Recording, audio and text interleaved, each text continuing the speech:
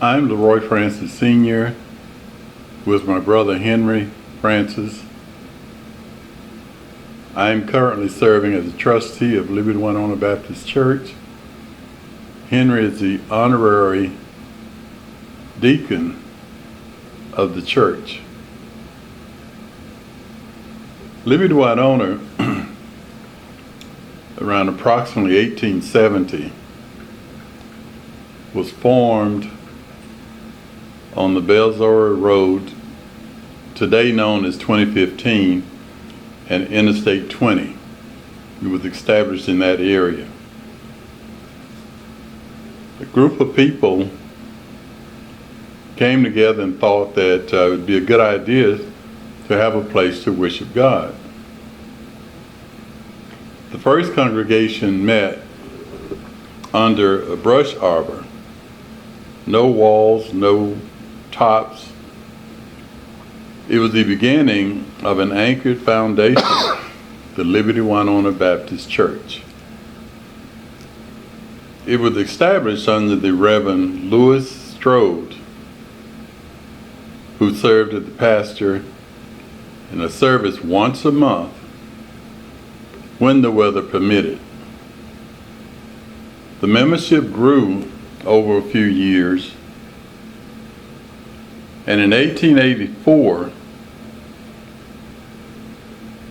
brother and sister William Grant deeded 3 acres of land to the building of a church sanctuary. These grounds is joining property just south of the present location, which Liberty still owns.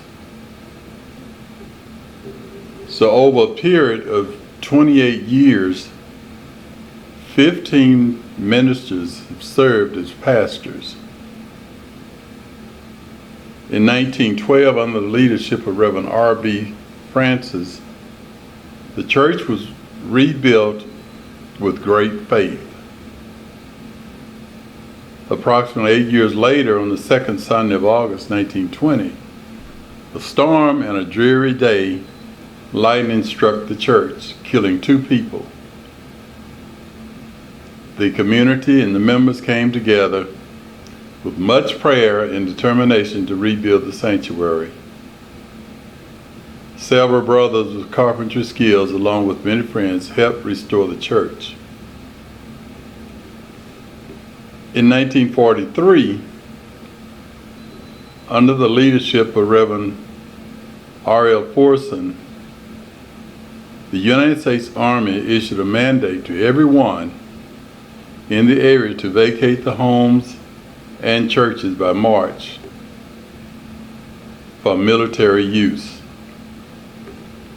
This area is known today as Camp Fannin. At this time, the church membership split, with members traveling to Tyler, thus forming the Liberty Tyler Baptist Church to continue their worship. Those that remained was with Liberty Winona Baptist Church. The Liberty Tyler Baptist Church is currently located at Broadway and 25th Street, North Broadway that is. For those faithful members who stayed in the area, church services were held at the old Hackett Schoolhouse, located just off Highway 14, as we know it, between Sand Flat and Red Spring community. In July of 1952, Reverend J.J. Johnson was called to shepherd the flock. Under Reverend Johnson, there was ministers and deacons ordained. And although the Hackett Schoolhouse was only one room, the Spirit of the Lord was always present. The membership grew until a large storage building was purchased and moved to the Hackett location on Highway 14 to to accommodate the saints of God until 1952, when the U.S. Army returned the church property. The building was remodeled and once-a-month services continued. Early one Sunday morning in February 1955, the church burned again. The community again opened their hearts and doors for the Liberty family to continue their services. After holding a business meeting several weeks later, the church decided to rebuild as soon as possible. Additional property was purchased for $100 per acre, and it was voted to build the church for $4,000 or more, and hired Brother Shuford Walker as the head carpenter for $12 per day straight time. During Reverend Johnson's pastoralship, services were increased to 2 Sundays a month. In 1974, the Lord called Reverend Johnson to greater mission after leading our congregation for 31 years. Then Reverend Stanley Morton, associate pastor, conducted services as interim pastor until the calling of Reverend Arthur William, who served a very brief time in 1975. After April 10, 1976, the Reverend Kurt L. Roberts was elected as pastor. Under his spiritual leadership of 8 years and his vision, many goals were set and accomplished. Sunday services increased to full time, church was remodeled, and many services was added.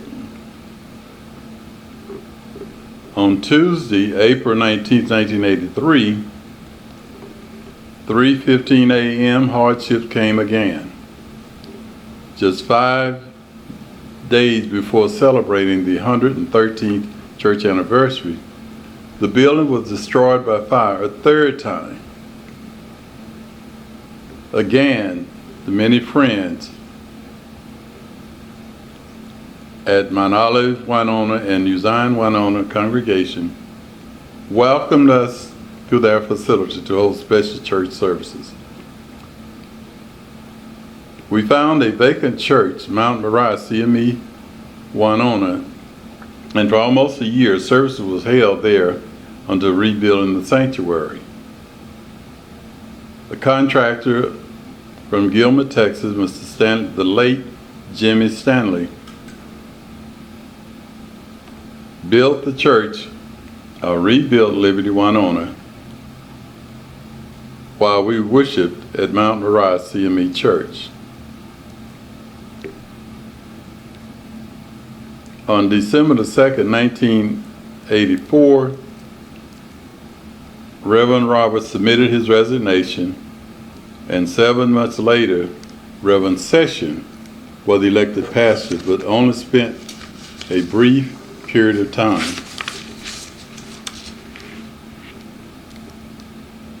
On January 11th, 1986, Reverend J.R. Hinton was elected pastor. And under his leadership, we had an increase of memberships, organizations were established. In 1993, Liberty celebrated its 123rd anniversary by performing a note-burning ceremony.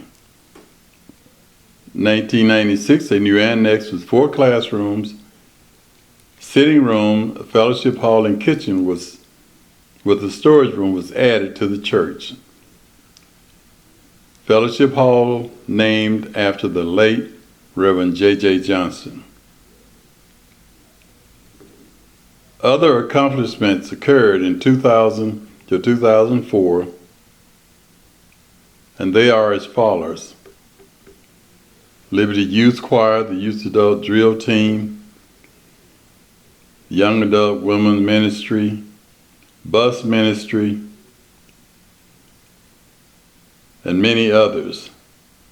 organizations and groups were organized. In 2006, God witnessed a vision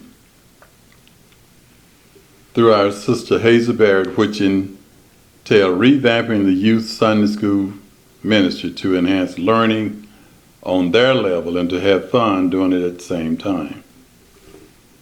Year 2013 was a very devastating and trying year for Liberty. And in that passage, John R. Hinton was called home on February 27, 2013. Associate Pastor Reverend Teddy Hart became the interim pastor until a pastor was elected.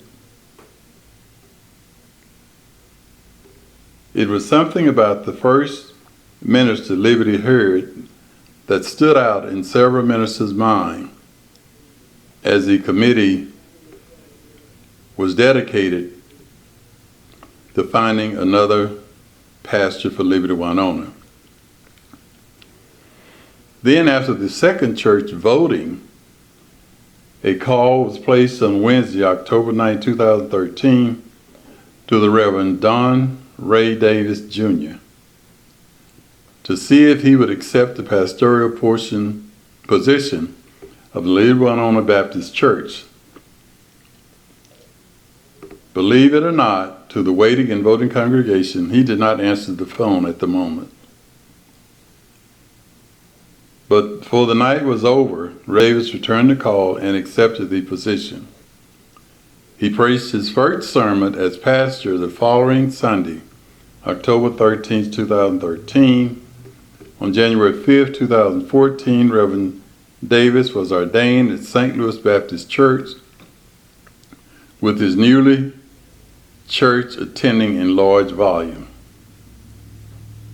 Great things began to happen under this new leadership. It has been almost 4 years, and Liberty has been truly blessed by this man of God, the Reverend Donard Davis Jr. Each Sunday and every Wednesday night, the Spirit is abiding in the house when Reverend Davis preaches and teaches the Word from God. Another major accomplishment has been the paving of a parking lot. Also, under his leadership, we have purchased a new van. And today, we continue to look forward to moving higher and higher in the Lord. Brother Henry, can you add something to that? I'm sure there's some things that I missed, some highlights that you may have. But you got the high points of it. You can, anytime you affiliate with the church, you can fill in where they missed out. You know what's supposed to go in that area. I think a very good report. There was lots of ups and downs, but God was led us through it. And we are right now so happy about it. So that's just about it in a nutshell. We still hanging in here. We have been blessed. Right. So, both of you all, from what I understand, have been members all of your life. All alive. Right, lifetime. I was ordained the year of 1957. Been a minute. Could you tell me about the forerunners before you and your family, your parents, and possibly someone, their parents, possibly? Could you tie in the Francis to that church? Name your siblings.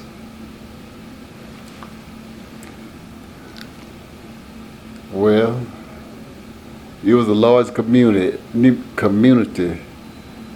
the beginning. They lived on the four corners of that area, and they would come there on Sunday morning and have service. But as that camp come through here, it scattered them all. But they like a bird. Some of them come back home. Soon as they got a chance, they came back home.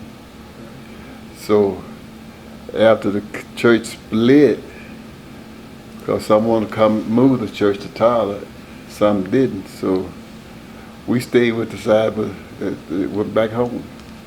And I'm still there. You want to add to that? Well, our parents at that time was deeply rooted in the Liberty, along with some other family members. And of course, in our family, it was 4 boys and 4 girls, which contributed to a large number part of the membership. And all of Milton Francis and Stella Francis' family and children have remained active members of that church. Of course, our parents no longer live. There was 4 boys and 4 girls, but today there's only 1 girl and 2 boys, which is natural. This is life. So as far as the Francis family goes, our immediate family, we're the one that's left, and then we have some of the children are still members there. There are the others who either left town or maybe joined other churches in the area. For example, there are other Francis family members which is deep rooted in Liberty, and they're still there. Is it any other family names that have weathered through time? What are some of the other names of families other than the Francis? I would say the Fears family, Okay. Timmons, Okay. the Golden families, Still have the Marsh family. yeah, the March family, Got the Fears. mhm. Okay. Let's see, I want to make sure. Not to interrupt your thought pattern, when is the revival? Has it changed, or is it still the same? From Set inception up until, what, about 8 years ago? 9 or 10 years ago? From inception up until about 10, 11 years ago, it was always second Sunday in August. Okay. August was the month when most of the churches in the area started their revival. Okay. Its first Sunday was Mount Olive. Mount Olive, Winona. Second Sunday, Liberty, Winona. Third Sunday was New Zion, Winona. Fourth Sunday was Falk. It was a church in Hawkins, which Reverend Johnson was pastor at that time. When we were only 2 Sundays a month, he was pastoring the other 2 Sundays at Falk in Hawkins. About 10, 11 years ago, the late Brother Willie Campbell suggested, and it was voted and accepted, to move the revival to the second Sunday in June. And unfortunately, after his suggestion and accepting it, he never had an opportunity to experience that. God had other plans. So today we're still doing second Sunday in June. Okay. We were 5 nights revivals. Today we're doing Sunday and 3 nights. Okay. What was the highlight of the revival that Sunday? Do you recall what that experience was like to somebody who's not acclimated in what was being held or taking place in Winona at a revival on Sunday? What was that day like? That's what we had called dinner on the ground. Everybody bought their little chest of drawers full of food, shared with anybody would come by would love to eat with me. Everybody had their own little boxes in here, there, and elsewhere, which we didn't have a cafeteria at that time. So we made do with what we had. And that's what everybody was coming to do, coming to see and visit. That was just one of them get-together things. So everybody enjoyed it, big time. The community looked forward to the August gathering. It was homecoming for everyone. People from out of town, people from the surrounding churches. And on Sunday afternoon, you would find, well, it was a big homecoming for everybody. Just haven't seen each other for the year. And that went on each Sunday in the month of August. So people, like I said, would come from back home, from out of town. That seemed to have changed now. I think it's because of the change in attitude of the young people. The young people do not seem to have the, I don't want to say seriousness of God, but there just isn't the participation in the church activities like they were back in the day. I believe lots of that is prosperity.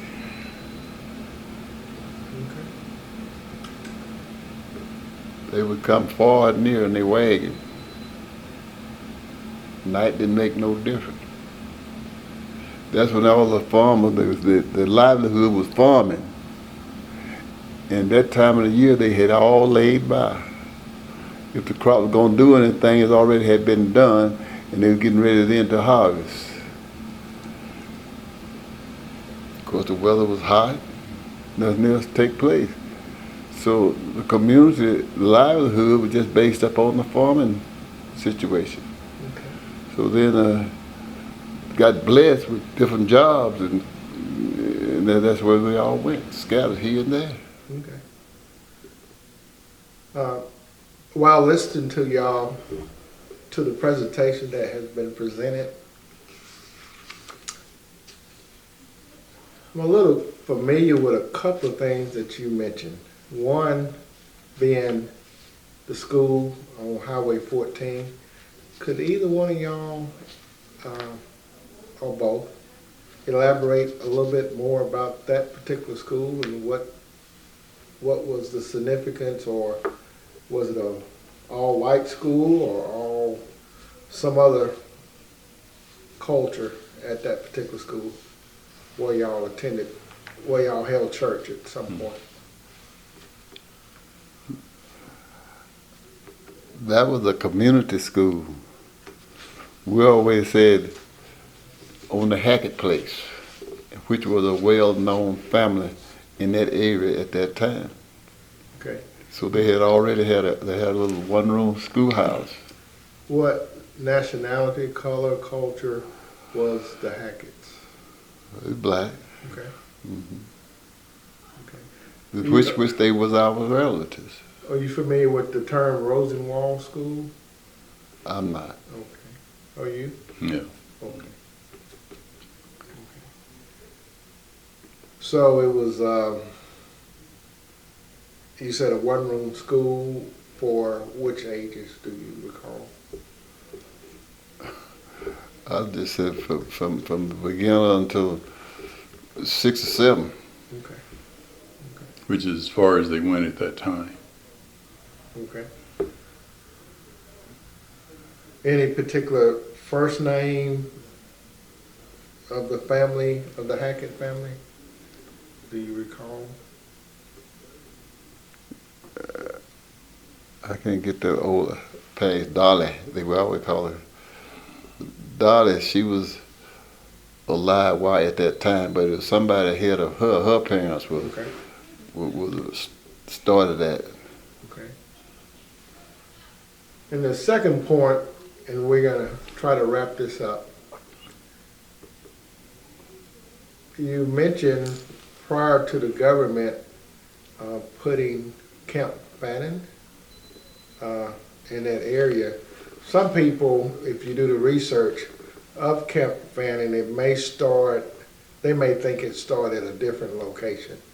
So in proximity, could you kind of give a visual or how big that you may recall Camp Fannin geographical area contained? I don't recall how many acres it included. It was huge. Really? It was huge. So, That includes the current UT hospital Yeah. on 155 and 271. Okay. That was included. Wow. So all the residents that lived in that area had to vacate, period. Correct. End of the story. Wow. So, and I know you don't know probably accurately, how many people was displaced or relocated, if you will? Oh Lord, I have no idea. I have no idea. People moved and they didn't come back. Right.